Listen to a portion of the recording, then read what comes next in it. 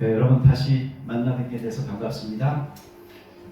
그렇지만 우리가 만나는 것이 단지 우리들만의 모임으로 끝나는 것이 아니고 살아계신 하나님께서 우리를 만나시는 그러한 경험으로 연결되어지기를 바랍니다. 하나님께서는 지금까지 간절히 자기를 찾는 자들을 한 번도 배반하신 적이 없습니다. 외면하셔서 등을 돌린 적도 없습니다. 그래서 저는 하나님께서 반드시 우리를 만나 주시리라고 믿고, 그리고 그 축복의 사건이 실제로 일어나는 날이 되기를 바랍니다. 오늘까지 저희가 3주째 같은 본문을 읽고 있는데, 오늘은 그 앞에 씨 뿌리는 자 비유라고 하는 부분을 저희가 같이 읽었습니다. 그런데 이 씨 뿌리는 자의 비유는 제목을 이렇게 붙이면은 사실은 간단하긴 한데 그 내용이 무엇인지를 잘 모릅니다. 그래서 정확하게 하자면 하나님의 말씀의 씨앗을 받아들이는 4가지 종류의 마음 밭에 관한 비유다, 이렇게 해야지 정확하겠다라고 생각을 합니다. 농부가 씨앗을 뿌립니다. 그리고 씨앗은 이 4종류의 밭에 떨어집니다. 길가, 바위 위, 가시떨기 속, 그리고 좋은 밭. 근데 여기서 씨는 하나님의 말씀이고 밭은 우리의 마음입니다. 다시 말하면 하나님의 말씀이 우리의 마음의 밭에 떨어진다라는 것이죠. 그런데 문제는 이 밭이 다 같지 않고 각기 다 다르다는 것입니다. 이 4가지의 밭은 그냥 쉽게 표현하면 이렇게 말할 수 있습니다. 굳은 마음, 그게 바로 길가 밭이고요. 그리고 얕은 마음, 그것이 바로 돌밭이고요. 그리고 복잡한 마음, 그것이 바로 가시떨기 밭이고, 그리고 열매 맺는 마음, 이것이 바로 좋은 밭입니다. 자, 이제 오늘 제가 이 4가지 종류의 밭에 대해서 조금 하나씩 자세히 설명을 할 텐데요. 나는 어떤 마음의 밭인가 하는 것을 좀 스스로 좀 점검하는 그런 시간이 됐으면 좋겠습니다. 첫째로 이 길가밭. 이 길가밭의 특징은 뭐냐면, 말씀을 들었지만 믿어서 구원을 얻지 못하도록 그 마귀가 그 씨앗을 그 마음에서 빼앗아 가버리는 밭입니다. 이 길가밭은 그 표면이 단단합니다. 온갖 더러운 것들이 길 위에 다 떨어지잖아요. 먼지도 떨어지고 물도 떨어지고 기름도 떨어지죠. 그리고 고양이나 개가 치여서 죽어가지고 그 피도 길 위에 많이 깔리고, 그리고 또 그 위로 온갖 것들이 다 다닙니다. 사람도 다니고 동물도 다니고 승용차도 다니고 버스도 다니고 트럭까지도 다니고, 시골 길에 가보면은 옛날에는 그 마차도 다니고 경운기도 다니고, 그러다 보니까 그 지흙으로 섞여져 있는 그 길 표면이요, 비가 온 다음에 무거운 것이 지나가면은요 막 움푹 패이기도 해서 물이 고여 있기도 하고, 그 다음에 또 햇볕이 나가지고 꽝꽝 마르잖아요. 그러면 그렇게 모양이 만들어진 채로 굳어가지고 얼마나 위험한지 몰라요. 그리고 또 어떤 길들은 아주 반질반질하기까지 합니다. 그러니 이렇게 단단한 밭에 씨앗이 어떻게 들어가겠어요? 그런데 사람들 마음이요, 이런 마음이 있다라고 예수님께서 말씀하신 겁니다. 이런 사람들은 이 설교를 들어도 성의 없이 듣죠. 그리고 말씀은 그냥 그 귀 주변에만 머물러 있지 결코 그 마음에 이르지 못합니다. 성경 말씀을 하면은 이건 저 세계의 어떤 이야기를 하는 것 같고, 내가 사는 세계하고는 전혀 관계없는 이야기처럼 들릴 수도 있습니다. 설교자는 가끔 설교하다 보면은요, 여러분들의 어떤 표정이나 어떤 눈빛에서 가끔 어떤 소리를 듣고 있는 줄 아세요? 이런 소리를 들을 때가 있어요. 제가 여러분 우리 이렇게 살아야 됩니다 그러잖아요. 그러나 어떤 사람은 요즘 그렇게 사는 사람이 어디 있나요? 이렇게 말하고 있는 것처럼 들릴 때가 있어요. 그리고 또 우리가 이 땅의 것들에 집착하지 말고 저 하늘의 것들을 우리는 구해야 됩니다. 이렇게 말하잖아요. 그러면 이 땅의 것들도 아직 가진 게 없는데 어떻게 그 위의 것까지 찾을 수 있겠습니까? 라고 말하는 것 같고요. 그리고 설교자는 예수 그리스도를 믿어서 얻게 되는 그 영생의 축복에 대해서 이야기하잖아요. 그러면 그것은 죽어봐야 아는 일이고 나는 그냥 이 땅에서 건강하게 장수하는 게 내 소원이라고 그렇게 말씀하시는 분들도 있는 것 같습니다. 그리고 또 어떤 때는 이것이 바로 하나님의 말씀입니다 라고 힘주어서 말하지만 어떤 분들은 그건 네 생각이고 라고 이야기하는 듯한 그런 표정을 볼 때도 있습니다. 굉장히 드물고 그리고 이리저리 피해 다니고 사람들 보기에는 심지어 야, 저런 사람이 구원받을 수 있을까라고 할 정도로 뭔가 이 복음과는 전혀 관계없는 그렇게 보이는 사람도 있어요. 그러나 성경에서는 낙타가 그 바늘귀로 들어가는 것처럼 천국 가기가 부자에게는 어렵다라고 말씀하신 다음에 제자들이 그러면 누가 천국 갈 수 있겠습니까? 라고 말할 때 예수님이 하셨잖아요. 사람으로서는 할 수 없으되 하나님으로서는 하실 수 있다. 그러니 우리는 아무리 길가와 같은 마음을 갖고 있는 사람처럼 보여도 하나님께서 구원하기로 작정하신 사람은 끝까지 찾아서 구원하심을 믿고 우리는 그 희망을 포기하지 말아야 됩니다. 여러분 요즘 그 전쟁을 가끔 보잖아요. 그러면은 옛날에는 막 그 전면적으로 치다 왔는데 요즘은 우리 이라크 전쟁에서도 그렇고 지금 북한과의 그 말다툼 속에서 오고 가는 자기들 무기 뭐 이렇게 있다라고 내비치는 것들만 봐도요. 아무리 깊은 땅 속으로 숨어도 미사일이 그 땅을 깊이 파고 들어가서 그 안에서 터지잖아요. 아주 목표 지점을 정확하게 잡고 타겟되는 사람을 찾아서 그렇게 하는 것처럼 하나님께서 하기로 하시면요 어디로 숨어도 그 피할 곳이 없기 때문에 하나님의 은혜는 깊이 있고 그 사람을 구원하심을 우리가 믿고 그렇게 희망적으로 포기하지 말아야 되겠습니다.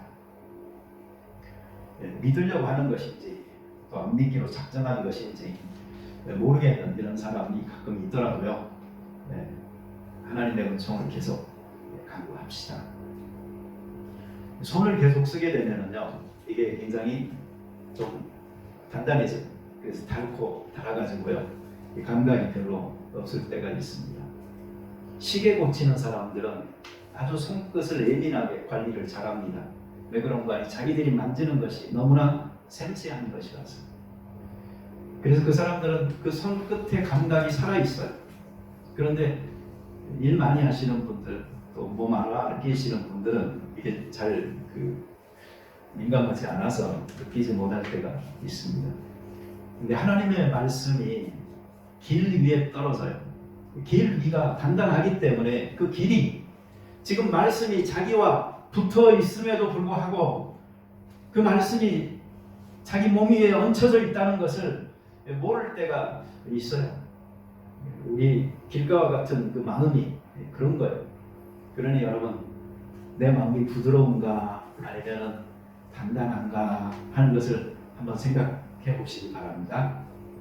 예수님께서는 씨가 땅 속으로 들어가지 못하고 그리고 땅이 그 씨를 받아들이지 못하고 있는 사이에 이 두 개가 따로 노는 사이에 새가 와서 그 씨를 먹어버린다 그랬어요.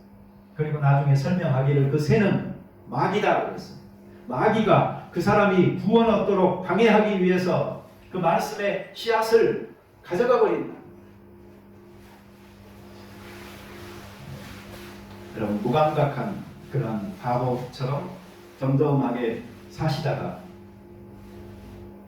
내가 내 생명 도로 찾아야 되겠다 해서 무덤으로 갑자기 가시는 그러한 일이 없기를 바랍니다. 오늘 죽더라도 예수님은 분명하게 믿고 그리고 십자가 붙들고 가셔야지 되는 것입니다.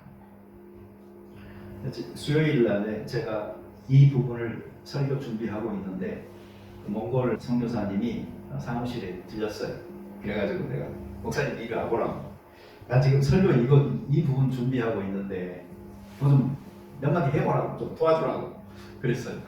그랬더니 그 목사님이 그 목사님이 옛날에 한국에서 시골 목회를 좀 하셨어요. 그래가지고 농사짓고 이런 것도 좀 잘 아셔요. 근데 그분이 몇 가지 말씀해 주더라고요. 첫째, 씨는 땅을 깊이 파고 잘 심어야 된대요. 그 다음에 둘째, 자기가 몽골에서 선교를 해보잖아요. 그럼 사람들에게 아무리 설교를 해도 그 말씀을 마음 깊이 이렇게 심어 두지를 않는데요. 그냥 듣고 끝난대요. 그 다음에 셋째, 설교를 하더라도 이 통역관을 통해서 이렇게 설교를 하는데 이 통역관조차도 어려운 말을 쓰면 잘 못하기 때문에 그 수준을 국민학교 한 3학년 4학년 수준에서 늘 그 설교를 자기가 해야 된대요. 그러다 보니까 이제는 그냥 보통 교회 가서 설교하라고 그러잖아요. 그러면 그 감각이 자기는 안 살아난대요. 그것도 그러겠더라고요. 그래서 그것도 어렵대. 보통 이제 교회를 가면 그냥 선교사들이 선교 보고하듯이 이제 그렇게 하라고 그러고 설교는 하지 말으라고 이제 이렇게 요청하는 교회들이 많다고 그래요. 그래서 이제 그것조차도 자기는 명심을 해야 되는 판국인데 하도 이 설교다운 설교를 이렇게 안 해보다 보니까 또 이제 또 못하는 그런 부분도 있다고 말씀을 하시더라고요. 여러분, 하나님의 말씀이 이렇게 피상적으로 또 어떻게 좀 낮은 수준에서 서로 대화되도록 하려고 노력하다 보니까 이렇게만 흘러가가지고는 이 은혜와 정말 헌신과는 먼 삶을 살아갈 수가 있는 것이죠. 말씀을 받을 때에 하나님의 말씀으로 부드러운 마음으로 받아들이고 결실하여서 열매를 많이 맺는 우리가 되어져야 되겠습니다. 공중의 권세 잡은 자가 우는 사자처럼 삼킬 자를 찾아다닌다. 이것이 바로 세상이잖아요. 무섭잖아요. 그러니 받은 말씀 빼앗기지 않도록 이것을 빨리 마음속 깊이 잘 심으셔서 복음의 초청이 오더라도 거절하지 말고 응하실 수 있어서 하늘나라의 귀한 영광을 함께 누릴 수 있게 되기를 바랍니다. 누가복음 14장에서 예수님께서 이런 비유를 하셨습니다.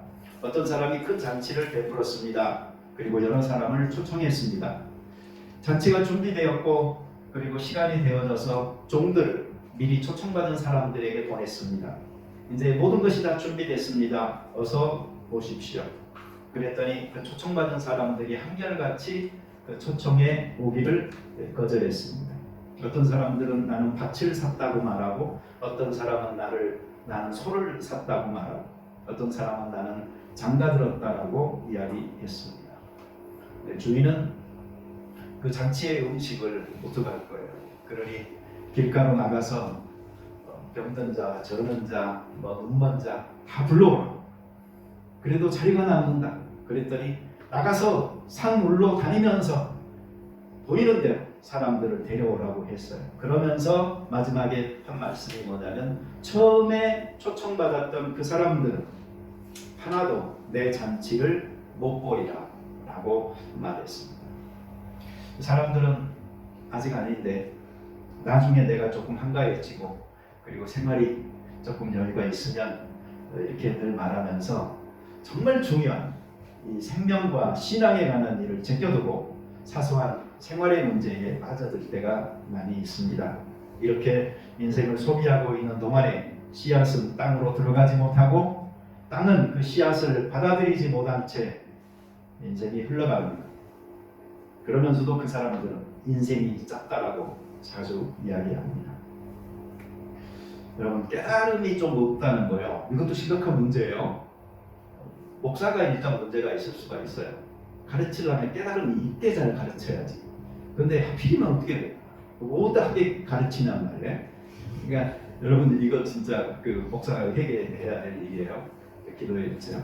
그리고 또 한 가지는 받는 쪽에서 문제가 있을 수도 있어요. 너무 관심 없이 들을 수도 있고 아직 내 때는 안 됐다. 자기가 예수님인 줄 알고 나중에 내 때가 오면은 나도 깨달겠지라고 아주 유보적인 태도로 그렇게 신앙생활을 하고 있을 수도 있는 거죠.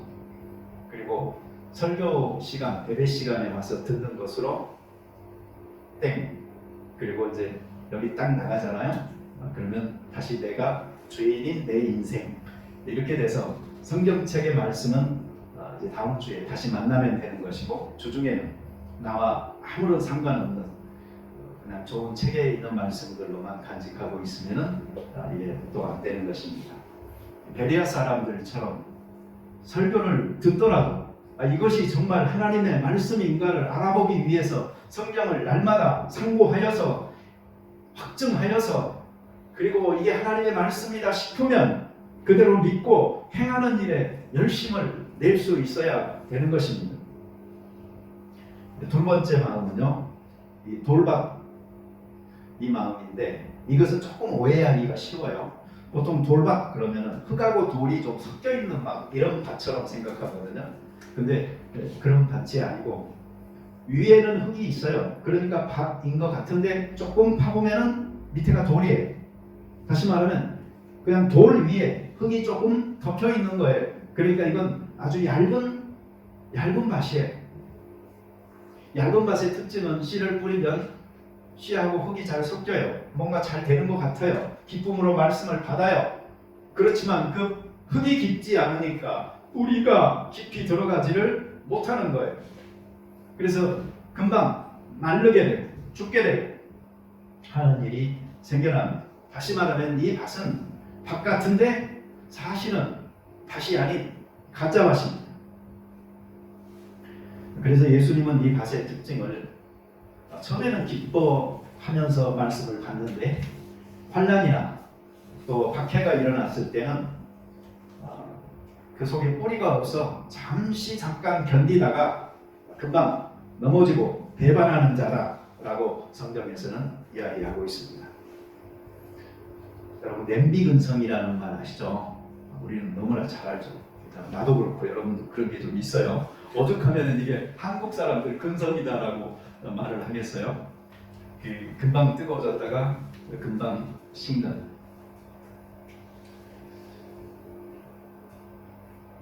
그래서 상처받았다, 또는 시험 들었다, 또 시련이 온다. 그러면 언제 믿었냐 하는 사람처럼 금방 그 믿음은 아무런 상관이 없는 자연인 다운 그런 모습으로 나타나는 사람들이 있어요.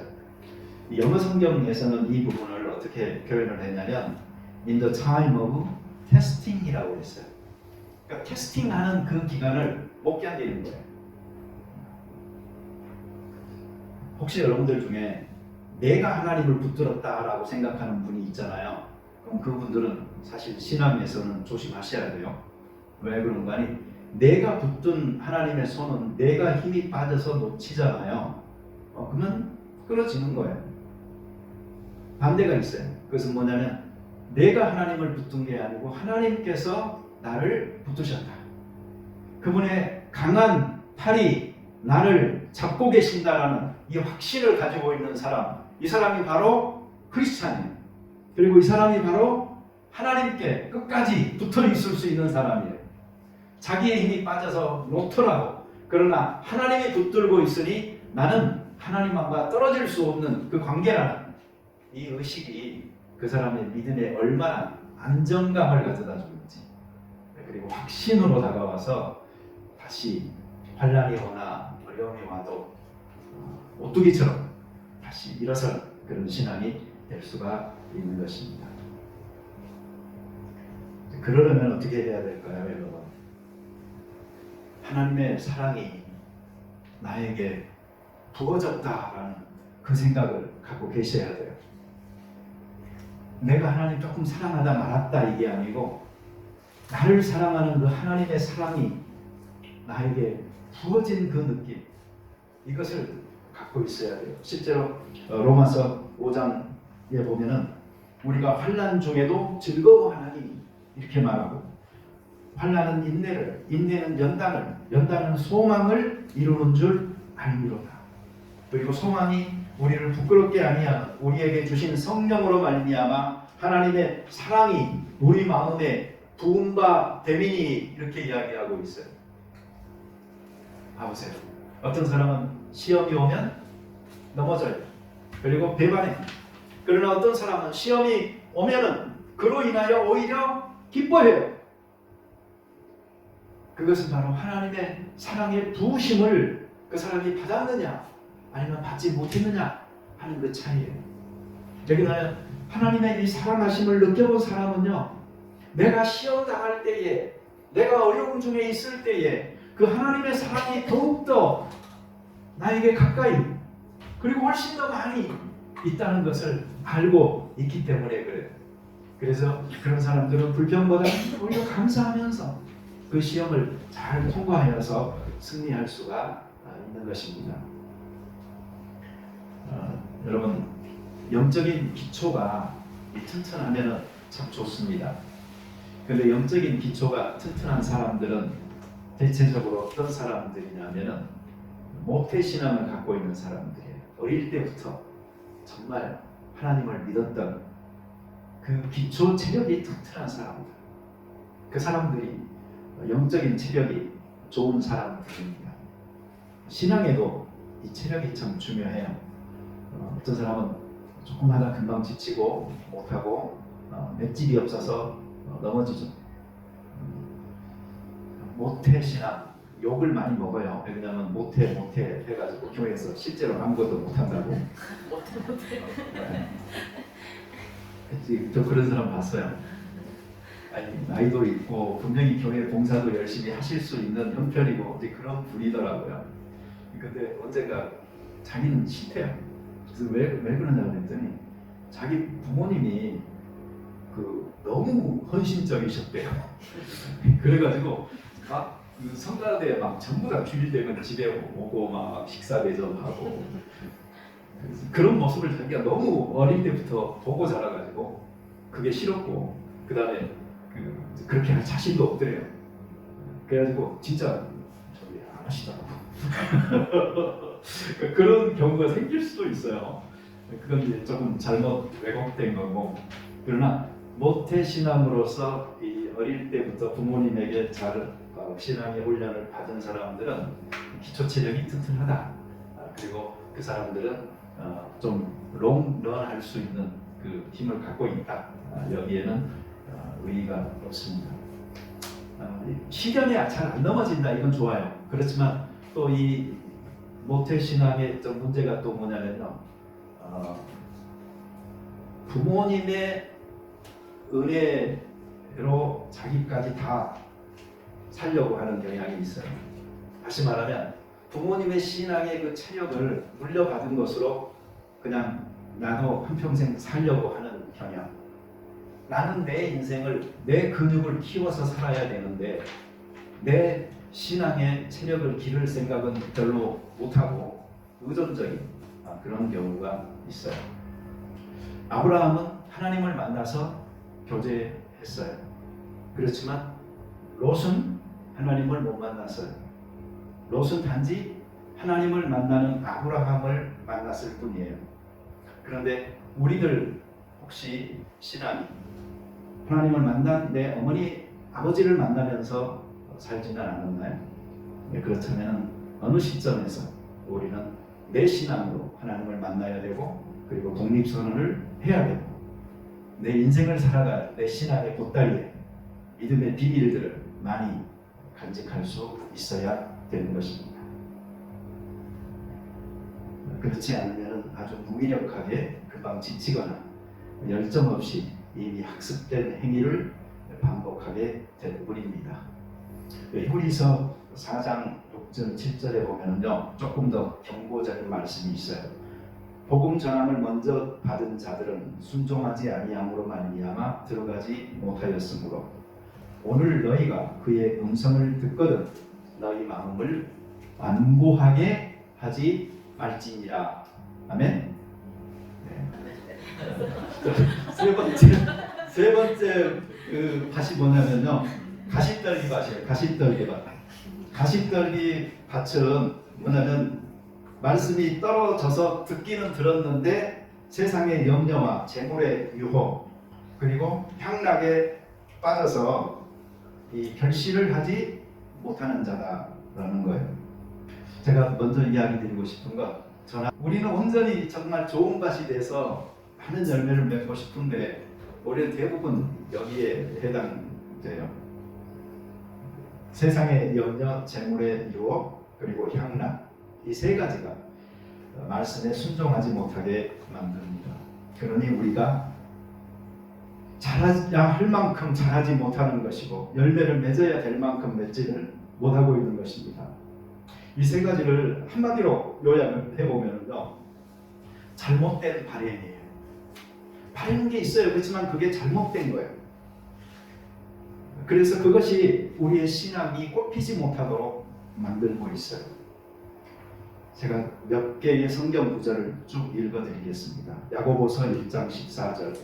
오직 각 사람이 시험을 받는 것은 자기 욕심에 끌려 미혹됨이니. 15절. 욕심이 잉태한즉 죄를 낳고 죄가 장성한즉 사망을 낳느니라. 골로새서 3장 5절. 그러므로 땅에 있는 지체를 죽이라. 곧 음란과 부정과 사욕과 악한 정욕과 탐심이니 탐심은 우상 숭배니라. 디모데전서 6장 9절. 부하려 하는 자들은 시험과 올무와 여러 가지 어리석고 해로운 욕심에 떨어지나니 곧 사람으로 파멸과 멸망에 이르게 빠지게 하는 것이라. 6장 10절. 돈을 사랑하니 일만하게 뿌리가 되나니 이것을 탐내는 자들은 미혹을 받아 믿음에서 떠나 많은 근심으로써 자기를 찔렀더라. 네. 여러분들 조금 충격받으라고 제가 강도가 센 성경 구절 몇 개만 여기서 추려서 여기다 한 거지, 욕심에 대해서 경고한 말씀 전부 다 지금 여기다 한 거 아니에요. 성경은 엄청나게 이런 구절들 많아요. 욕심이 있으면 시험에 빠지고 그리고 죄 짓고 결국 사망에 이른다. 이게 아주 단순한 공식입니다. 이기적인 사람이 신앙을 가질 수 있을까요? 우리 교회 사람들은 내가 뭘 물어보면 답을 안 해요. 일단 기다려, 목사가 말할 때까지. 아니, 나 이것도 연구해봤어요. 왜 우리 교회 성도들은 답을 안 할까? 그렇게 생각을 많이 해봤는데 일단 내가 쉬운 질문을 잘 안 던져요.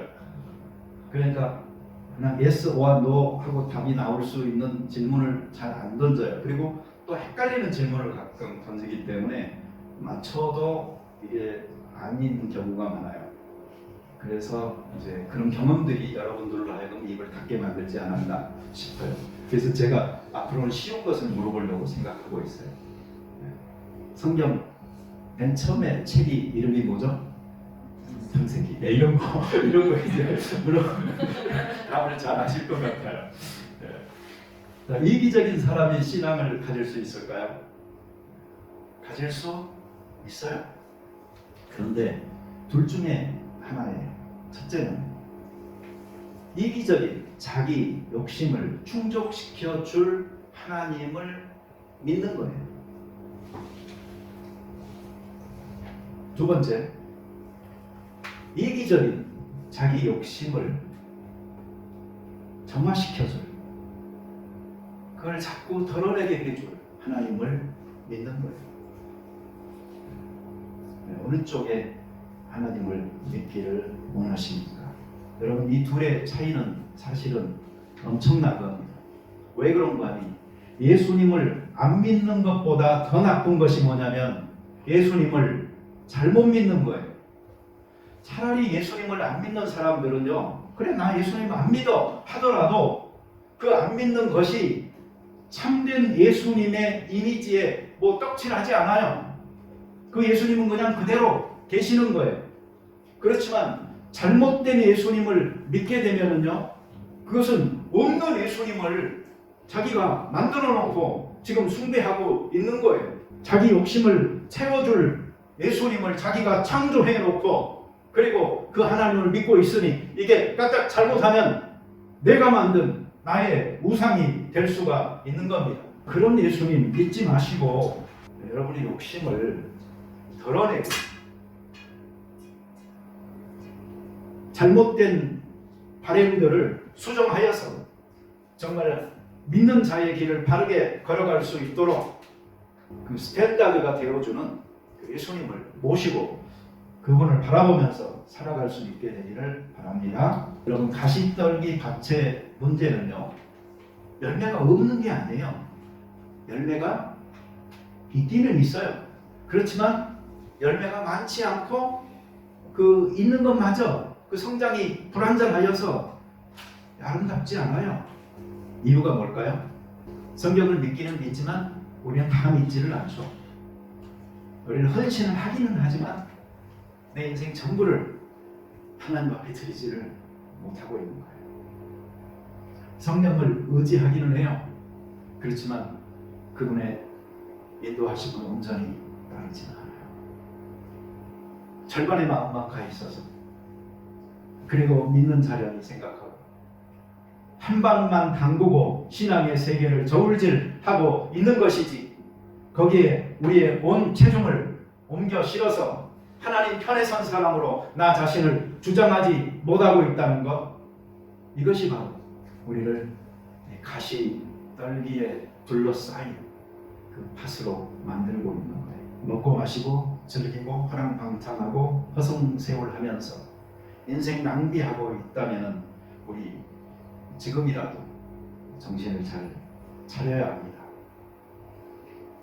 우리 이미 믿어왔고, 그리고 지금도 계속 믿고 있잖아요. 그러면서도 열매가 없다면요, 우리 이거 주변 정리가 좀 필요한 것입니다. 한번 생각해 보세요. 저나 여러분들이나 오랫동안 믿어왔어요.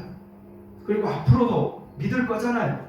1, 2년 아니고 하나님이 허락하는 한, 이 세상에 목숨 붙어 있는 한 끝까지 믿을 텐데, 그 믿는 시간의 문제가 아니고 질이 문제라면 우리가 결실 없는 그런 신앙생활을 하고 있어서야 되겠느냐. 우리를 뒤덮고 있는 이 가시떨기들을 좀 제거해야 됩니다.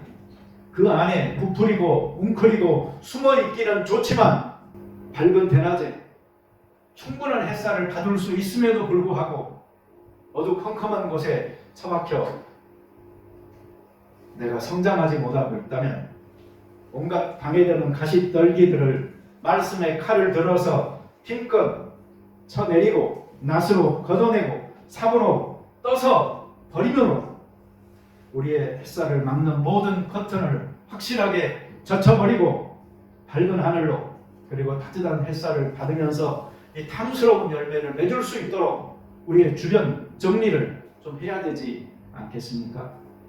왜 하나님께서는요, 믿는 자들이 믿는 자로서 헌신하고 그리고 하나님의 일에 쓰임받기를 원하시잖아요.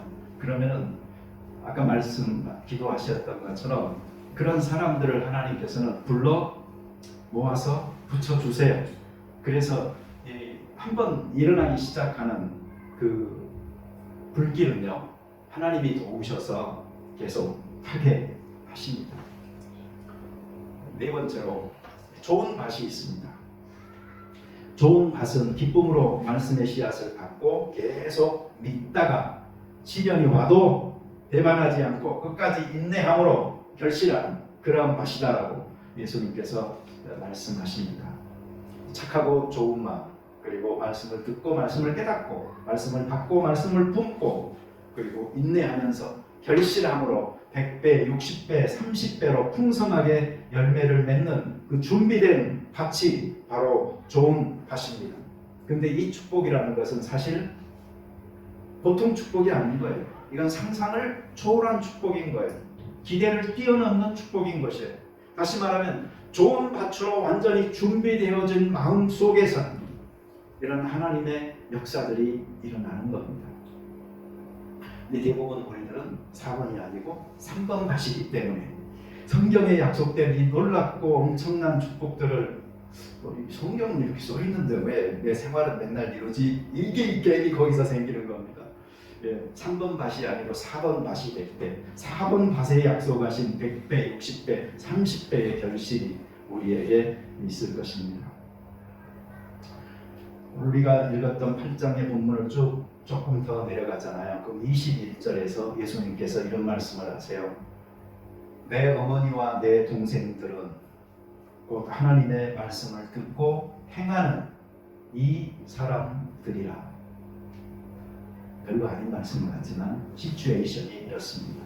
예수님이 사람들에게 말씀을 하고 계시는 동안에 어머니 마리아와 동생들이 찾아왔습니다. 그러나 사람들이 많아서 예수님께 가까이 갈 수 없었어요. 그래서 제자들이 예수님께 와서 엄마와 동생들이 왔습니다 라고 말을 하니까 갑자기 예수님이 누가 내 엄마고 누가 내 동생들인데? 그러신 거예요. 바로 여기 하나님의 말씀 듣고 순종하는 사람들이 바로 내 모친이요 형제 자매라고 하신 거예요. 교회 안에서 우리가 형제 자매 말하죠. 그 의미가 그냥 우리 교회 가족이니까 하나님의 패밀리니까 형제 자매 여기서 끝나지 마세요. 그 사람들은 하나님의 말씀을 듣고 순종하는 사람들, 그 사람들이 바로 진정한 가족인 것입니다. 그래서 형제와 자매인 것입니다. 우리 소명이는 미소 사소인입니다 하는 말을 우리가 자주 쓰는데, 믿느냐? 그러면 사는 사람이 되시오 라는 의미도 있지만 이것은 믿음과 소망과 사랑과 그리고 소명, 인내라는 말들이 결합된 말이죠. 그래서 우리들은 믿음을 중요시 여깁니다. 소망을 중요시 여기고 사랑을 중요시 여기고, 그리고 우리 각자가 부름받은 목적에 합당한 소명을 가지고 사는 삶을 중요시 여기고, 이것을 인내하면서 결실 맺기로 작정한 공동체인 것입니다. 요한복음 14장 15절에서 너희가 나를 사랑하면 나의 계명을 지키리라 라고 하셨고요. 이 가르침은 구약부터 계속 반복되어 오던 가르침입니다. 출애굽기 20장 6절 나를 사랑하고 내 계명을 지키는 자들에게는 천대까지 은혜를 베푸니라. 이 밭에 대해서 여러 가지 말을 했는데 결론은 이것입니다. 결실은 하나님의 말씀을 내가 얼마나 들었느냐, 얼마나 알고 있느냐의 문제가 아닙니다. 결실은 이 하나님의 말씀을 내가 순종하느냐, 순종하지 않느냐의 문제입니다. 그리고 하나님의 사랑도 역시 순종하는 자에게, 나의 계명을 지키는 자에게 내가 나를 나타내고 나의 사랑이 그들과 함께 할 것이라고 이야기한 것입니다. 복음이 한편으로는 은혜만을 이야기하는 것 같고 용서만을 이야기하는 것 같습니다. 그러나 이 복음 속에는 바로 용서받은 자, 은혜 받은 자가 종이한 하나님의 자녀로서 더더욱 순종하여 살아가는 삶의 이야기가 함께 있는 것입니다. 같이 기도드리겠습니다. 자비로운 주여, 우리로 하여금 하나님의 말씀 앞에 섰을 때 우리가 어떤 마음의 밭을 가지고 있는지를 돌아보게 하여 주시옵소서. 이런 점검이 우리로 하여금 하나님의 은혜 앞으로, 보좌 앞으로 더더욱더 가까이 담대하게 이끌 수 있게 도와 주시옵소서. 예수님의 이름으로 기도드립니다. 아멘. 이 시간 우리 같이 기도드리겠습니다. 조용히 그렇지만 충분히 크게 하나님 앞에 여러분 기도드리시기 바랍니다. 저는 여러분들에게 질문하고 싶어요. 예수님이 니고데모에게 했던 말씀, 순종하지 않으면 하나님 나라를 볼 수 없고 하나님 나라에 들어갈 수 없다고 하신 말씀. 여러분 거듭나셨습니까? 정말 예수 그리스도가 나의 구세주고 나의 주님임을 고백하셨습니까? 난 죄인이기 때문에 내 공로로 구원받을 수 없고 나를 대신하여 내 죄 짊어지고 돌아가신 예수 그리스도가 필요합니다. 그 은혜 나에게 주옵소서라고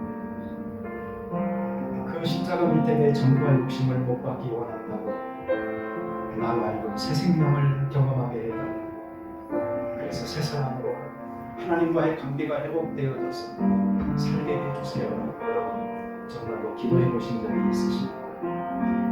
저는 지금 여러분이 얼마나 오랫동안 하나님을 믿었느냐고 묻지 않았어요. 저는 지금 여러분의 교회 직분이 무엇이냐고도 묻지 않았습니다. 거듭나셨습니다. 그리고 이 거듭난 자의 삶을 지금 살아가고 계십니다. 이 질문을 여러분의 양심으로 답변을 해보십시오. 누구도 이 답을 대신할 수는 없습니다. 그러나 당신은 그 질문에 대한 답을 알고 있고 오직 당신만이 답할 수 있습니다. 언제까지 믿는 자지만 믿지 않는 자처럼 사시려고 하십니까? 하나님의 자녀가 되는 권세를 이미 받으셨다면 그 능력을 드러내고 하나님 앞에서 주장하면서 내가 기도하옵나니 이 기도를 시행하여 주옵소서라고 담대함을 가지고 우리 기도할 수 있는 권세가 있는 데서 불구하고 우리들 스스로를 위해서 또는 우리 형제 자매들을 위해서 축복하면서 기도하지 못하고 있으니 우리 병든 거 아닙니까? 이 시간 기도할 적에 하나님 저의 입을 열어주세요. 저의 마음의 밭이 하나님 앞에 다시 뒤집어져서 기경되어져서 좋은 맛이 되게 해주세요. 그리고 충분히 축복하고 충분히 축복을 받으면서 살아갈 수 있는 사람 되게 해주세요라고 하면서 내 신앙 감춰두지 아니하고 내놓고 열매 맺는 삶 살게 해주세요라고 우리 한번 기도해보지 않으시겠습니까? 믿지 않는 자처럼 행세하는 삶이 아니고 믿는 자처럼 살아가는 드러나는 빛으로 그 광명한 삶을 살기로 작정하면서 하나님 내가 이제 하나님 믿는 자로서 정체성을 분명히 하면서 복음의 능력을 전하면서 살겠사옵나니 주여 내가 하나님 앞에 흠신하는 이 순간의 마음이 영원히 지속될 수 있도록 도와주세요라고 기도해보지 않으시겠습니까? 성령의 충만함을 경험해 보셨나요? 그 충만함이 여러분 속에 임하시면 하나님의 사람으로서 능력 있게 살 수 있는 것을 우리 믿지 않습니까? 그렇다면 기도해 보세요. 하나님 성령의 세례가 나에게는 필요합니다. 그 거룩한 영의 세례를 저에게 충만하게 부어주셨습니다. 능력 있는 삶을 살게 해주세요. 하나님께 영광 돌리는 자 되고 싶습니다라고 여러분 기도해 보세요. 은혜의 강물이 흐르고 있는데 왜 머뭇거리고 있습니까? 저는 여러분을 그 앞에 초청할 수는 있습니다. 그러나 거기에 스스로 결심하고 몸을 던져야 할 사람은 바로 여러분들 각자인 것입니다. 그 몫을 하십시오. 그러면 하나님께서 나머지는 책임져 주시는 것입니다. 저는 지금까지 목회하면서 우리 교회가 왜 라는 질문들을 많이 하면서 살았습니다. 그러나 그것은 바로 내가 왜라고 나 스스로에게 던져야 될 질문이었고, 그리고 저는 알았습니다. 우리가 말씀의 진리만을 강조하는 교회였지 정말 기도하는 능력을 우리가 드러내고 선포하는 교회가 아니었다는 것입니다. 그리고 이제 믿습니다.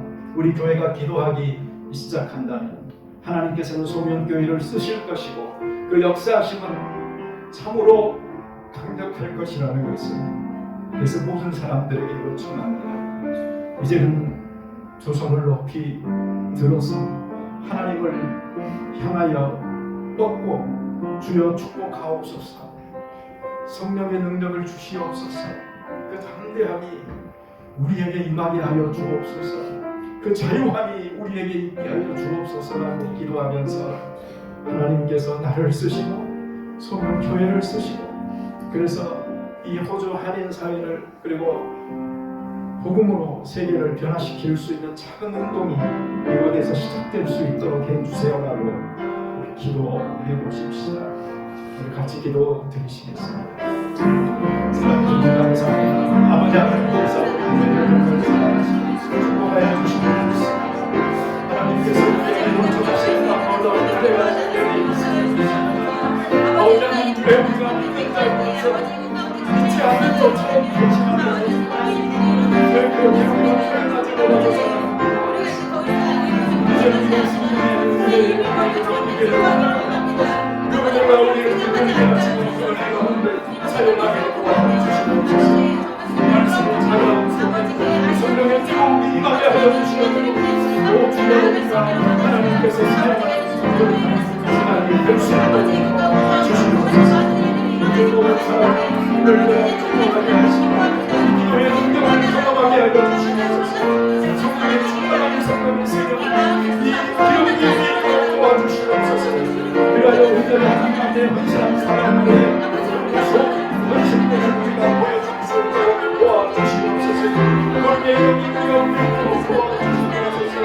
그들의 내가 신의 사랑을 줄수 있도록 도와주시옵소서. 사랑의 관계하니 성품을 주고 하나님의 이름이 높임받을 수 있도록 주시옵소서. 하나님 도와주시옵소서. 우리 거듭나게 하여 주시옵소서. 여기 거듭나게 하시고 생활이 거듭나게 하시고 새로운 생명들이 많은 열매를 맺을 수 있게 하여 주시옵소서.